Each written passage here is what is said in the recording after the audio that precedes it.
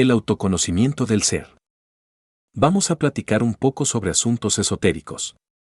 Trabajaremos en la ciencia de la meditación. A esta reunión solamente pueden entrar personas de tercera cámara, porque naturalmente, las personas que no son de tercer cámara no entienden esto, salen con preguntas de antecámara, de primeras cámaras, etc., cosa que no está correcta. De manera que si algún hermano no es de tercera cámara, le rogamos tenga la bondad de retirarse. Bueno, ¿el guardián del templo está seguro de que todos los hermanos son de tercera cámara? Así es. Responde el aludido. Empezaremos platicando hoy, por supuesto. Ante todo, es necesario llegar uno a conocer su propio ser, pero conocerlo desde el punto de vista exclusivamente objetivo. Sería imposible poder conocer a nuestro propio ser interno desde un punto de vista subjetivo, y eso es obvio. En psicología oficial, consideran que subjetivo es lo positivo, lo claro, lo real, y que objetivo es lo secundario. Están equivocados los psicólogos. Porque objetivo es, en psicología real, revolucionaria. Objetivo se entiende lo espiritual, lo real, lo verdadero, y subjetivo lo incoherente, lo vago, lo impreciso, lo material. Debemos tener, pues, en cuenta estos factores. Cuando digo que necesitamos conocer al ser en forma completamente objetiva, estoy afirmando una gran verdad, y hay que aprender eso que estoy afirmando. Nuestro ser, en el mundo de las 12 leyes, está condicionado por las mismas y representado por el Sol, que es el mundo de 12 leyes. También está condicionado por el mundo de las 24 leyes, que es el mundo planetario, el sistema solar, o está condicionado por un mundo de 48 leyes, el mundo físico, y en la forma más densa, está condicionado por el mundo de las 96 leyes. De manera que nosotros necesitamos conocer al ser, no solamente en el mundo de las 12 leyes, o de las 24, sino en todos los mundos, y esto requiere muchos esfuerzos, no esfuerzos, dijéramos, indirectos, sino directos, centrales. Nosotros necesitamos, en verdad, autoconocernos, hombre, conócete a ti mismo y conocerás al universo y a los dioses, porque solo conociéndonos a sí mismos, podemos trabajar directamente sobre sí mismos. Si no nos conocemos a sí mismos, ¿cómo trabajaríamos sobre sí mismos? Imposible, ¿verdad? Porque lo que estamos buscando es un cambio, una transformación radical, y esto solamente es posible autoexplorándonos, porque así podremos trabajar directamente sobre nosotros mismos. Cuando hablo de trabajar sobre nosotros mismos, debe saberse entender. Podríamos convertirnos en imitadores de alguien, pero en este trabajo, en este caso no trabajaríamos en forma central, no serían esfuerzos centrales los que haríamos, sino unilaterales. Podríamos imitar al jefe de familia, o a la jefa, o a algún instructor, pero entonces, ese no sería un esfuerzo central, directo. Krishnamurti dice, por ejemplo, yo no quiero secuaces ni seguidores, sino tan solo imitadores de mi ejemplo. Me parece esto demasiado egoísta, pues si alguien se convierte en imitador de Krishnamurti, ya no está haciendo un esfuerzo central. No. Ya es un trabajo de imitación. Pero el trabajo de imitación no es un trabajo en sí mismo, sobre sí mismo, directamente. No. Lo está haciendo desde un ángulo, lo está haciendo en forma unilateral, no es un trabajo central, no es un esfuerzo central. Yo no les digo a ustedes que me imiten, porque así no harían ustedes un esfuerzo central, yo les digo que hagan un esfuerzo central, una serie de superesfuerzos centrales, que trabajen sobre sí mismos, directamente. Solo así es posible producir un cambio dentro de nosotros mismos. Pero, obviamente, cuando uno trabaja sobre sí mismo en forma objetiva, cuando hace esfuerzos centrales, directos, para producir el cambio, sucede que nos atacan entonces, en forma intensiva, el centro emocional inferior. Y puede decirse que el centro emocional inferior es catastrófico, tenebroso, horrible.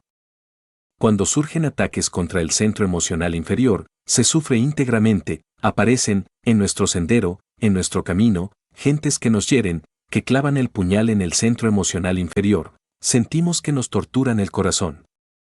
Claro, hay tendencia siempre a reaccionar contra aquellos que en una o en otra forma nos hieren, tenemos esa marcadísima tendencia a la reacción y si reaccionamos, se vigoriza el centro emocional inferior, y eso es gravísimo.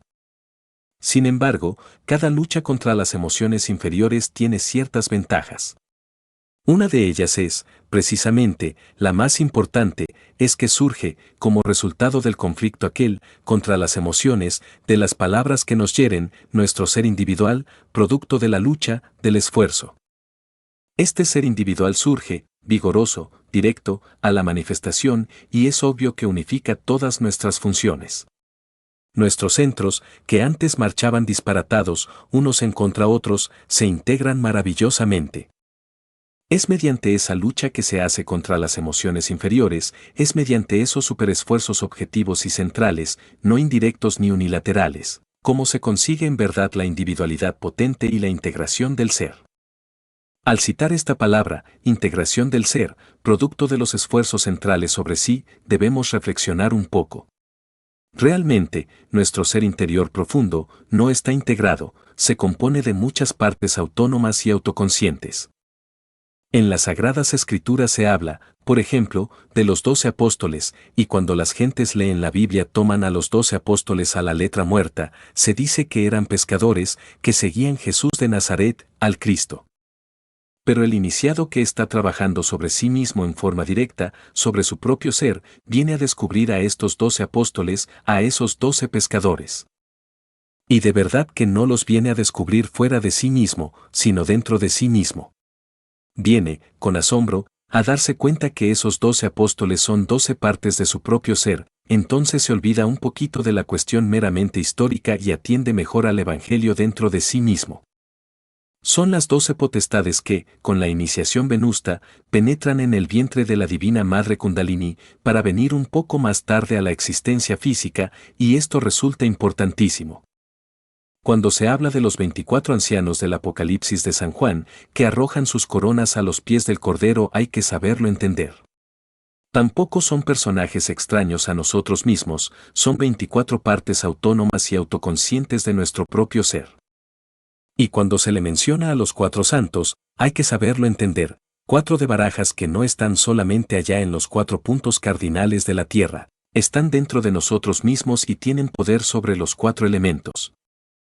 Y cuando se habla del Cordero Inmolado, que borra los pecados del mundo, no pensemos en un personaje histórico de hace 1977 años. No niego la existencia del gran Kabir, Yeshua ben Pandira, sería absurdo negarlo, puesto que él es el autor de la Pistis Sophia, esto es histórico. Pero pensemos en ese Yeshua interior, al cual hace tanta alusión Pablo de Tarso, al Jesús Cristo íntimo, al Logos humanizado, al rayo ese, logoico, que cada uno de nosotros tiene y que se mete en el vientre materno de la divina Madre Kundalini Sakti, para venir más tarde a la manifestación, con la iniciación venusta. Debemos recordar que el Logos no es un individuo humano o divino. Se equivocan los que así piensan, el Logos es unidad múltiple perfecta. Cada uno de nosotros tiene su rayo logoico, por decirlo así, su Cristo íntimo, que cuando se humaniza dentro del vientre materno, se convierte en el Jesús Cristo íntimo. Jesús significa Salvador. Y Cristo o Christus, o Vishnu, u Osiris, ese es nuestro rayo logoico.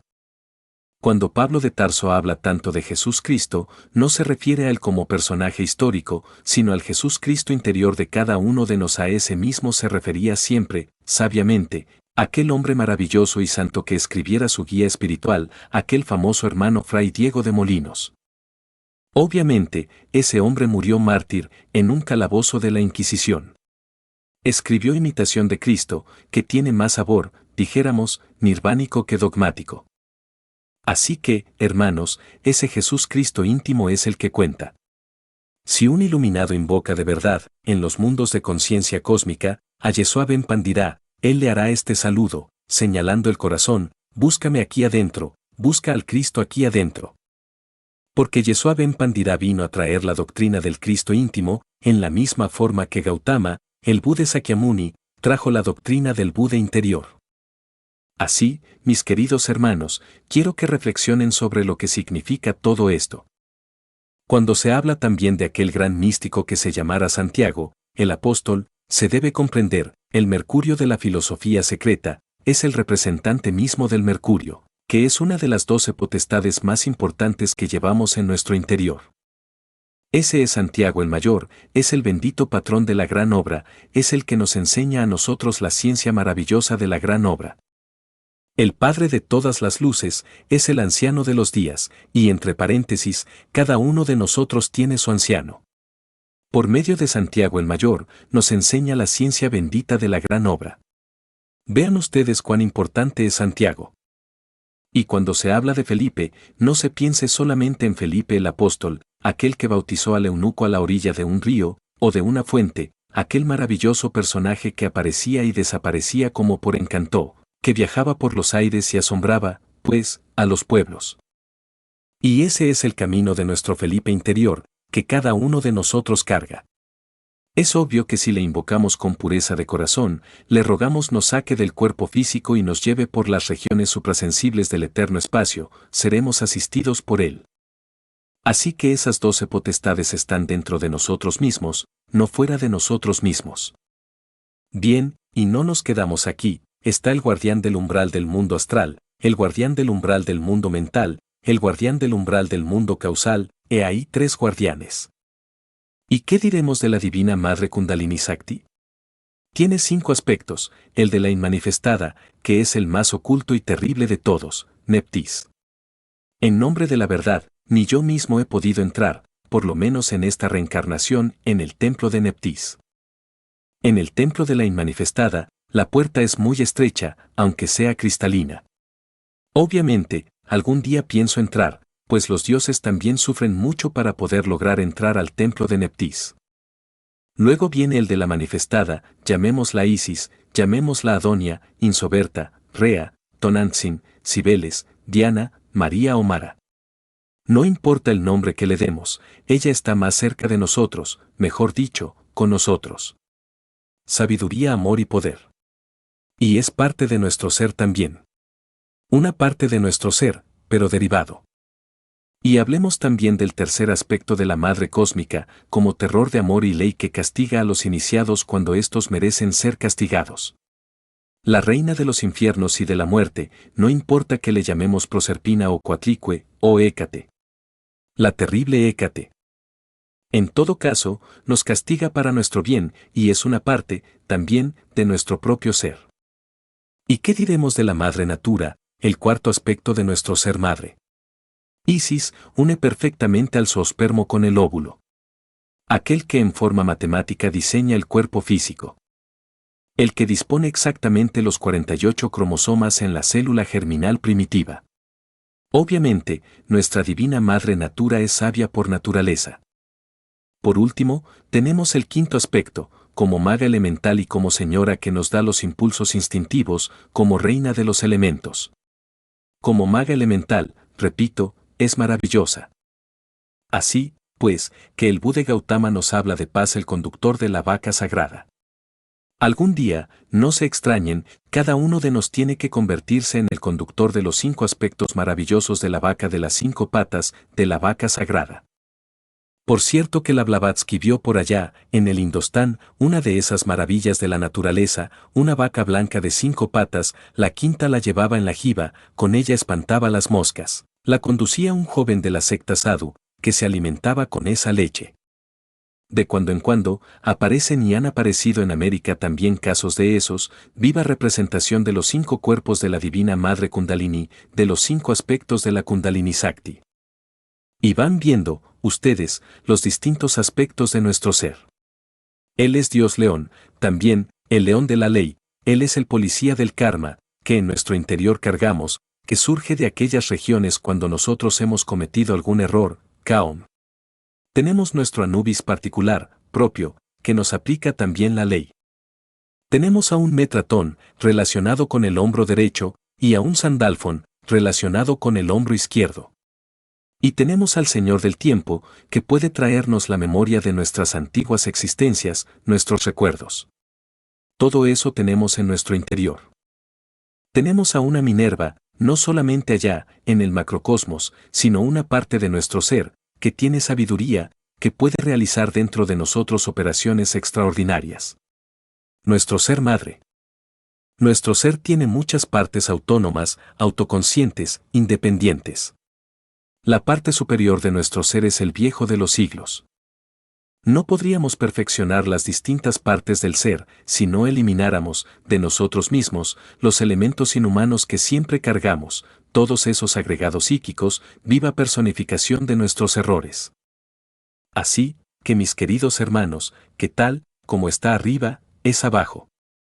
Si en la parte más elevada de nuestro ser hay una multiplicidad, también en la parte inferior está la multiplicidad del ego, por oposición. No podríamos, repito, purificar o perfeccionar las partes más elevadas del ser están dentro de uno, lo difícil es perfeccionar la parte más elevada del ser, sin haber destruido hasta el último de los agregados psíquicos. Quien logre desarrollar la parte más elevada del ser, quien logre purificarla, recibe el grado de Ismesh. Los grados se conocen en los cuernos. El Lucifer interior de cada uno de nos, que es una reflexión del Logos dentro de nosotros mismos, tiene cuernos. Por el número de cuernos se reconoce el grado de desarrollo espiritual y perfección de la razón objetiva que hemos alcanzado. Quienes poseen los 6 tridentes en los cuernos han realizado la gran obra, han logrado establecerse en el sagrado anclad, pero quienes poseen los 9 tridentes en los cuernos se integran con el eterno Padre Cósmico común. Ahora bien, por oposición, tenemos también una multiplicidad en el ego, por oposición debemos desintegrarlos. Hay 2 tipos de integraciones, mis queridos hermanos. Podemos integrar al ser, y es la integración cósmica, la cristalización positiva. Y hay otra integración, mis queridos hermanos, la integración negativa. Quienes integran el ego se convierten en demonios terriblemente perversos. Los hay. Hay magos negros que han cristalizado. Magos negros que le rinden culto a todas las partes del ego, que las han reunido en sí mismos, que se han integrado totalmente, esa es una integración negativa, la integración del ego. Hay escuelas que rinden culto al ego, y que no quieren desintegrar el ego, que lo veneran, que lo adoran, que consideran a los distintos agregados psíquicos como valores positivos, maravillosos, y que los cuidan mucho. Esos equivocados integran el ego, se convierten en tenebrosos sumamente fuertes, magos de las tinieblas. Los hay en el sol negro, por oposición, la antítesis del sol que nos ilumina. Los hay entre las entrañas del submundo, los hay en Lilith, la luna negra, son cristalizaciones equivocadas, integraciones negativas. Nosotros debemos hacernos conscientes de todo eso. Así, pues, en la lucha contra las emociones negativas, surge el ser, comienza poco a poco el proceso de integración del ser. Pero por oposición, se intensifica la desintegración del ego hasta su aniquilación total. En el camino de la investigación, no debemos olvidar que se hace necesario estudiar al ser, no solamente, repito, en el mundo de las 12 leyes, sino también en el de las 24, en el de las 48 y hasta en el de las 96. Porque el ser está condicionado por los distintos agregados psíquicos que llevamos en nuestro interior, y eso es obvio. Una vez que nosotros hemos comprendido, comprendemos también la necesidad de comprender a otros. No podemos comprender a otros si no nos hemos comprendido a sí mismos. Para poder comprender a otros y estar en la fraternidad real y verdadera, se necesita es ponernos de acuerdo. Alguien dice por ahí, bueno, yo comprendo a fulano, pero no estoy de acuerdo con él. Eso es absurdo. Si se le comprendiera, se estaría de acuerdo con él. Precisamente, por lo que no se le comprende, no se está de acuerdo con él, eso es obvio. ¿Cómo se puede comprender a alguien y no estar de acuerdo con ese alguien? Esto es cuestión estrictamente matemática. Si sumamos 20 más 20, ¿qué cantidad nos daría? 40, ¿verdad? Bien, si dividimos 40 entre 2, ¿qué queda? 20, y es obvio, partimos desde 20. Bien, entonces 20, ¿bien vendría a ser qué? ¿Qué vendría a ser? Vendría a ser, dijéramos, lo que podríamos llamar la media matemática exacta. ¿Por qué? Porque sencillamente, esa media, que es la cantidad 20, matemática exacta entre dos cantidades, 20 y 40. Pero esa cantidad matemática media, entre dos cantidades, obviamente nos viene a dar el equilibrio entre el ser y el saber, eso es claro. Debe haber un perfecto equilibrio entre el ser y el saber, si no hay un equilibrio perfecto entre el ser y el saber, pues, sencillamente, no hay comprensión. Mas si se comprende a alguien, se le debe comprender, y si no se le comprende, pues no se le comprende y eso es todo. Podría ser que ese alguien, que presumimos haber comprendido, tiene ideas diferentes a las nuestras, y que digamos, sí lo he comprendido, pero no estoy de acuerdo con él. En este caso, no lo hemos comprendido, si no, estaríamos de acuerdo. Porque lo que estoy diciendo es de difícil comprensión, pero es real. Si fulano es protestante y nosotros somos gnósticos, y hemos comprendido que él es protestante en su punto de ver la religión, y decimos, lo comprendo, pero no estoy de acuerdo con su iglesia protestante, con sus ideas protestantes, pues sencillamente no lo hemos comprendido.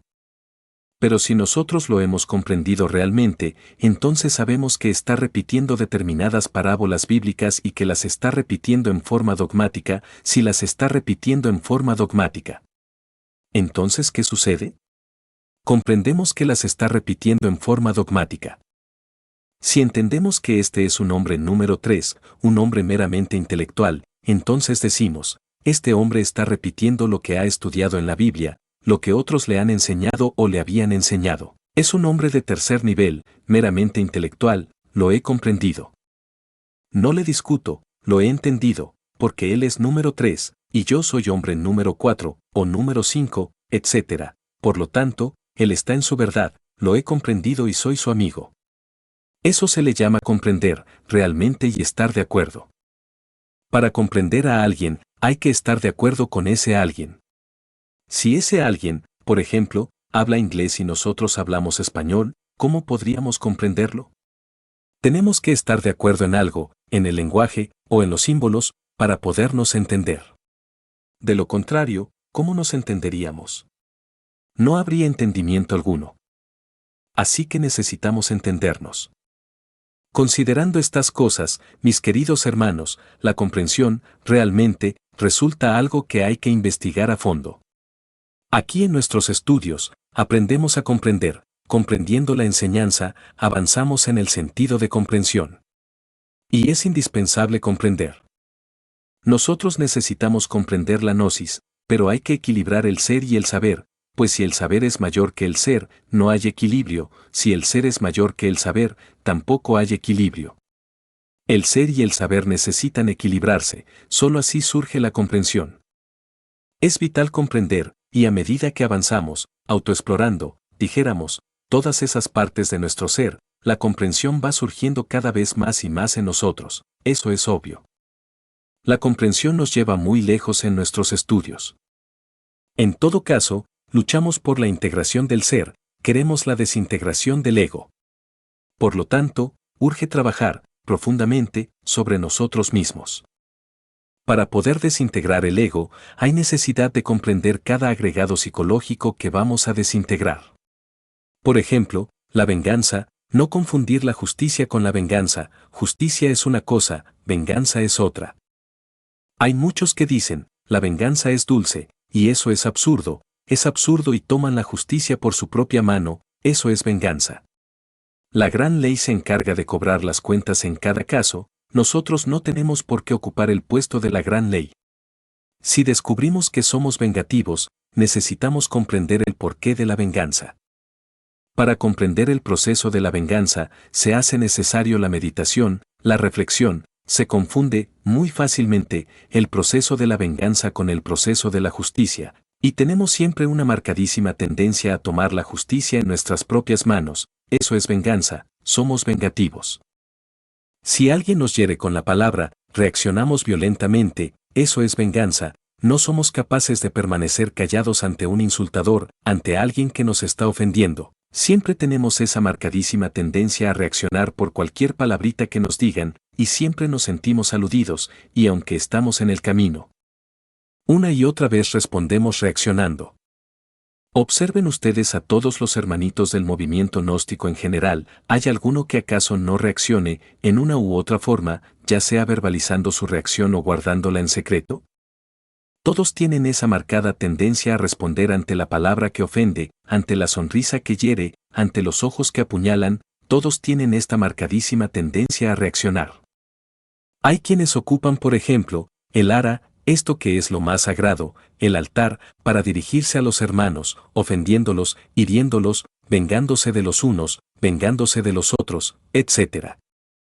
No se ha dado eso, aquí, en nuestra sede patriarcal, por primera vez, pero sí en otras latitudes de América, sacerdotes que se ponen sus vestiduras sagradas, que ocupan, dijéramos, la tribuna de la elocuencia para dirigirse al público, y lo hacen con segundas intenciones, hiriendo a fulano, a sutano, a mengano, vengándose de perencejo, etc. ¿Ustedes creen que van bien esas gentes, siempre reaccionando? Es una marcada tendencia, siempre, a confundir la justicia por la venganza. Cuando uno comprende, pues, el proceso de la venganza, puede darse el lujo de desintegrar el agregado psíquico de la misma, pero solo comprendiéndolo debidamente. Antes, ¿cómo podría desintegrarlo? ¿Qué diremos, por ejemplo, de los celos? Hay mucha clase de celos, no solamente celos pasionales o amorosos. No, hay celos políticos, hay celos religiosos, hay celos por amistades, etc., son múltiples los celos. ¿Y qué es eso que se llama celos? El temor de perder lo que más se ama. Resultan, entonces, el yo del apego. Un hombre teme perder a su mujer y la cela horriblemente, una novia teme perder a su novio, y lo cela espantosamente, y de allí resultan conflictos horrendos, muertes, venganzas, odios y 50.000 cosas por el estilo. ¿Cómo podría uno desintegrar ese yo de los celos, si no sabe que son el producto del temor de perder lo que más se quiere? ¿Cómo podríamos tratar de eliminar siquiera el yo de los celos, si ignora que es el resultado del apego, si cree, equivocadamente, que es el producto del amor? ¿Cómo podría el amor tener celos, si el amor es perfecto, si el amor es divino? Los celos no pueden venir del amor, porque el amor todo lo entrega, nada quiere para sí, todo para el ser que ama, no desea sino la felicidad del ser que adora, sabe sacrificarse por el bien de quien ama. Entonces los celos no vienen del amor, vienen del ego. Pero si uno ignora eso, si los está justificando, ¿cómo podría eliminarlos? ¿De qué manera? Imposible. Así que es necesario, primero que todo, descubrir el defecto que debemos desintegrar, luego comprenderlo a través de la reflexión evidente del ser, a través de la meditación de fondo, y una vez comprendido, se está preparado para la eliminación. Así, mis queridos hermanos, es necesario que ustedes reflexionen en todo esto, mientras uno no haya desintegrado el ego, está expuesto a muy graves errores, a juzgar, a odiar, a sentir deseos de venganza, a vengarse, etcétera, etcétera, etcétera. ¿Comprender a otros? Sí es indispensable. Pero, ¿cómo podríamos comprenderlos si no nos comprendemos a sí mismos? Hay 7 niveles de hombres, y no podemos negarlo. Primero es el primer nivel meramente instintivo, el segundo es el nivel exclusivamente emocional y el tercero es intelectual. Más allá de esos 3 niveles, el cuarto nivel, el del hombre equilibrado, el del hombre que ya equilibró los centros de su máquina orgánica.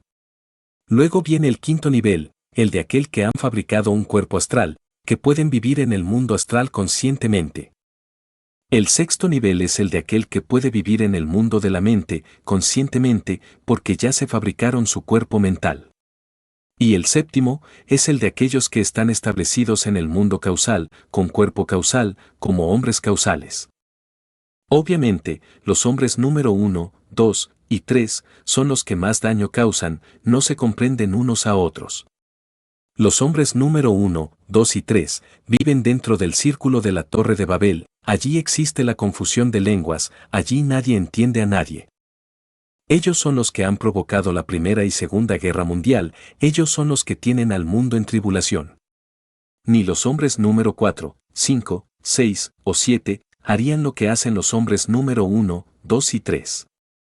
Los hombres 4, 5, 6 y 7 no provocan guerras, no tienen al mundo en conflicto. Son los 1, 2 y 3 los que han traído tanta amargura sobre la faz de la tierra. Entre esos hombres 1, 2 y 3 hay distintos grados de comprensión, eso es obvio. Entre los hombres número 1, 2 y 3 hay mucha clase de gente. Así, pues, vean ustedes lo que significa la comprensión. Nosotros debemos comprender todo, hacernos conscientes, autoexplorarnos profundamente para conocernos. Ya les decía yo en pasadas reuniones que había dos aspectos capitales, dos factores decisivos en nuestros estudios, el uno, la recordación de sí mismo y el otro la relajación del cuerpo. Recordarse de sí mismo, de su propio ser interior profundo y relajarse en profunda meditación. Así atiene a nosotros lo nuevo, así poco a poco nos vamos autoexplorando, y eso es fundamental. Ahora, para ustedes al concluir esta plática, esta tesis, doy oportunidad a los hermanos aquí presentes, para que pregunten lo que no hayan entendido, tiene la palabra los hermanos. Estudiante. Venerable maestro, haciendo referencia a su plática pasada sobre el relajamiento y el recuerdo de sí, que es lo que da el recuerdo de sí, el equilibrio de los tres cilindros de la máquina humana, ¿estar en recuerdo de sí o es el recuerdo de sí el que equilibra los cilindros de la máquina orgánica? Maestro. Con la recordación del propio ser interior profundo, se produce, o se coopera, o se ayuda al surgimiento del ser individual en uno. Obviamente, cuando el ser surge en uno, equilibra entonces los 5 centros de la máquina orgánica, intelecto, centro emocional, centro motor y el centro instintivo y el centro sexual. En verdad, viene el equilibrio de los 5 centros de la máquina. Estudiante. Entonces, el recuerdo de sí no puede surgir espontáneamente, sino a través de un trabajo sobre la falsa personalidad. Es obvio que tener que siempre respetar la recordación de sí mismo implica un trabajo, la personalidad se relaja para quedar en estado pasivo. Entonces los mensajes que vienen del ser a través de los centros superiores, pues llegan a la mente y él trae, pues, orden y armonía en nosotros. Estudiante. Venerable maestro, dice usted que por el ser se logra el equilibrio de los centros. Pero entre eso viene el juego de la personalidad y en conflicto de la mente, ¿de qué manera se podría conjurar ese conflicto de la mente para lograr la expresión verdadera del ser y del equilibrio en nosotros? Pues cuando se habla de relajación, hay que entenderlo íntegramente, porque si vamos a relajar exclusivamente los músculos, que siempre están tensos, no hemos comprendido integralmente el proceso de la relajación. Se trata de relajar, no solamente los músculos, nervios del cuerpo, sino también la mente. Cuando la mente está quieta, cuando la mente está en silencio, cuando ya no proyecta, cuando está en estado receptivo, integral, entonces adviene lo nuevo. Pero mientras exista una mente proyectista y un cuerpo en tensión, no adviene jamás lo nuevo. De manera que, para que la mente pueda no estar en conflicto, durante unos instantes siquiera, debe haber relajación física y mental. Entonces esos conflictos desaparecen por un instante surge el ser en nosotros. Es un momento de vacío que el ser aprovecha para llenarlo y entonces adviene lo nuevo. Poco a poco, el ser, lentamente, va produciendo la unión de todos los centros de la máquina orgánica, van desapareciendo los conflictos entre los tres cerebros, intelectual, emocional y motor. Por segundos, por minutos, podemos recibir mensajes de los mundos superiores. Pero se necesita constancia en el trabajo, ese es el camino a seguir. Estudiante. Venerable maestro, nos hablaba de las diferentes partes autónomas y autoconsciente del ser y nos puso algunos ejemplos, hablándonos de los apóstoles que están dentro de cada uno de nos. ¿Cuál parte autónoma y autoconsciente del ser está relacionada, íntimamente, con la aniquilación del yo? Maestro. Judas Iscariote. No pensemos solamente en el Judas aquel de hace 1977 años, pensemos en Judas interior. Ese apóstol interior, que es una de las 12 potencias que en nuestro interior cargamos, una de las 12 partes del ser. Él está vivamente interesado en la aniquilación budista, por eso es extraordinario.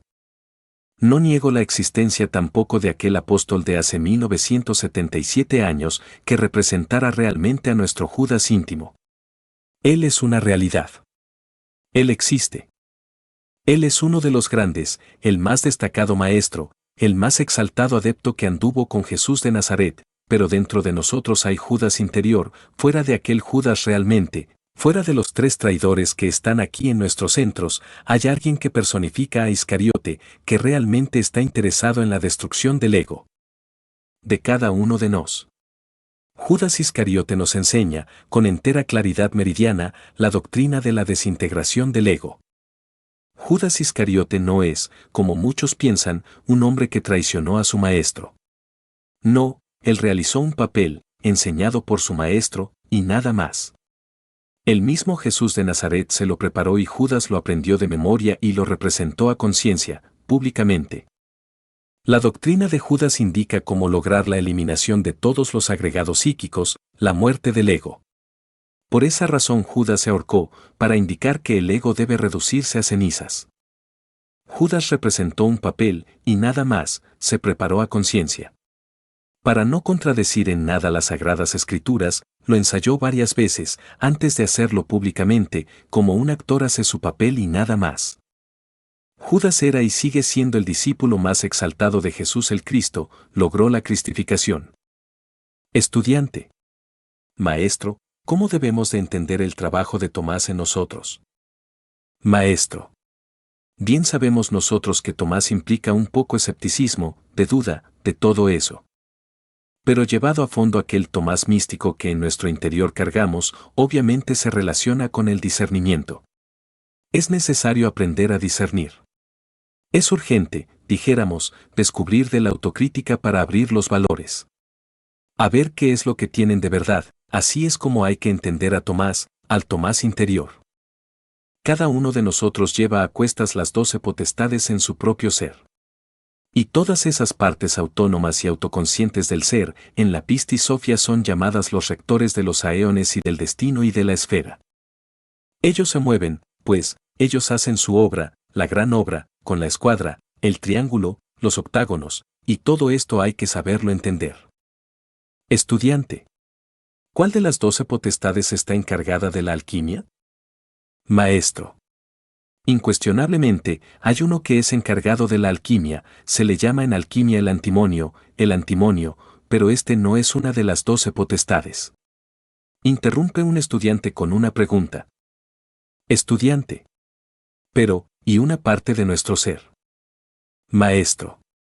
Lo que sí hay es un maestro especialista en alquimia, y al cual estoy seguro que le obedece el antimonio, que es precisamente Santiago el Mayor, el bendito patrón de la gran obra, a él le obedece el antimonio.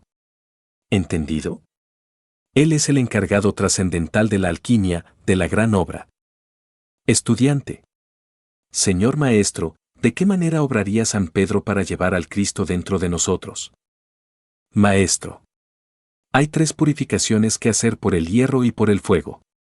Quien no hace las 3 purificaciones no consigue la cristificación. Pedro, con la cabeza hacia abajo, indica que es crucificado con la cabeza hacia abajo, significa que hay que bajar a la 9ª esfera a trabajar con el fuego y el agua, origen de mundos, bestias, hombres y dioses. Toda auténtica iniciación blanca comienza por allí. Y Pedro, eso nos está diciendo con su crucifixión. Ahora bien, hay 3 purificaciones que son las 3 negaciones de Pedro. Primera purificación, primera montaña, la de la iniciación. Segunda purificación, la segunda montaña, la de la resurrección. Tercera purificación, pertenece a la estrella de las 8 puntas y al libro de Job, sobre la cumbre de la segunda montaña. No se podría lograr la resurrección del Cristo íntimo en nosotros, sin haber pasado previamente por las 3 purificaciones a base de hierro y fuego. 3 veces canta el gallo. Es decir, el mercurio de la filosofía secreta. Porque eso representa el gallo o iao. Y antes de que el gallo cante por tercera vez me habrás negado 3 veces. Porque 3 veces tiene que bajar el iniciado a los mundos infiernos a trabajar con el fuego y el agua. Son 3 purificaciones a base de hierro y fuego. Por eso son los 3 clavos de la cruz.